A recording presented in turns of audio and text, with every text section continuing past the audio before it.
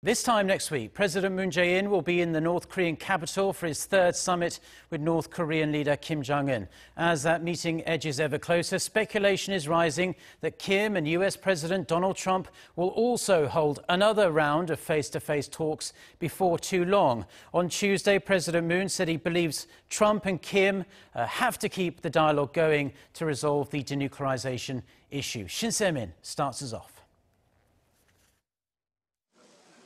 Less than a week left before President Moon Jae-in heads to Pyongyang for his third encounter with North Korean leader Kim Jong-un, and a call for big moves by the regional players.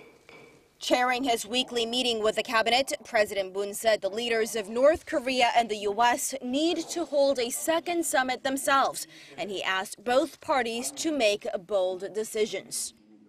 이제 북한이 보유 중인 핵을 폐기하는 한 차원 더 높은 단계로 나아가려면 다시 한번 북미 양 정상 간의 통큰 구상과 대담한 결단이 필요합니다. 한반도의 완전한 비핵화는 기본적으로 북미 간의 협상으로 해결되어야 할 문제입니다.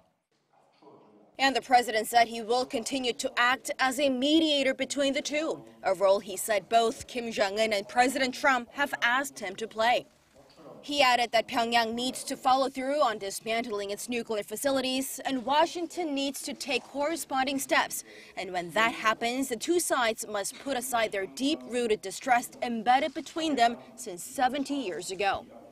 Internally, the Moon administration is doing its best to accelerate the denuclearization drive. The government has finalized a bill on ratifying the inter-Korean agreement reached in April that it plans to submit to the parliament, and efforts to continue to bring lawmakers with the president on his trip to the north. Despite lawmakers being sharply divided over the trip, the top office says it plans to bring along those who do want to go. The big unknown is whether the summit next week will lead to another big step in denuclearizing the Korean peninsula, just as President Moon had said, since the administration has yet to win a bipartisan support in its diplomacy with the North. Shin Se-min, Arirang News.